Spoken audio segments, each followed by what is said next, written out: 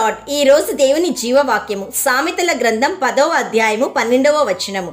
ప్రేమ దోషములను కప్పును. Proverbs chapter 10 verse 12. Love covers all offences. క్రీస్తుని నమ్మడం మతం కాదు, ఆచారం కాదు, అలవాటు కాదు, ఇంకొకరి బలవంతం కాదు.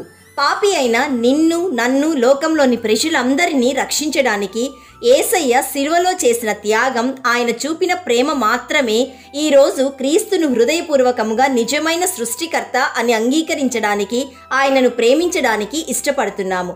ప్రియ సహోదరి సహోదరుడా, క్రీస్తు ప్రేమ నీ దోషములను, నీ పాపములను, నీ అపరాధములను కప్పివేసి తండ్రి అయిన దేవునితో సమాధాన పడుటకు కృప చూపింది. అది ఎలాగూ అని ఆలోచిస్తున్నావా? దేవుని వాక్యం సెలవిస్తుంది, దేవుడు మహాపరిశుద్ధుడు. అయితే లోకంలోని ప్రతి ఒక్కరి హృదయం, ఆలోచనలు పాపంతోనూ, అపరాధంతోనూ, దోషముతోనూ, కల్మషంతోనూ, మోసముతోనూ నిండి ఉంది. అటువంటి పాపి అయిన మనిషి ఖచ్చితంగా నరకంలో పడాల్సిందే. చాలామంది మేము మంచి వాళ్ళము, మంచి పనులు చేస్తున్నాము అనుకునే వాళ్ళు ఉన్నారు. అయితే పరిశుద్ధత ఎవరిలోనూ లేదు. పరిశుద్ధత ఇవ్వగలిగింది దేవుడు మాత్రమే.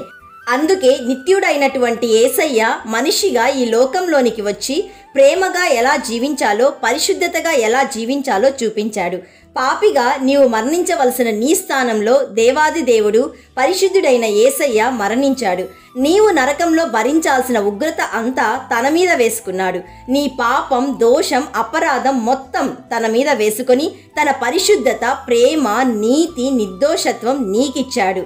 నిన్ను నరకం నుండి తప్పించి పరలోక రాజ్యానికి వారసుడిగా, వారసురాలిగా చేశాడు.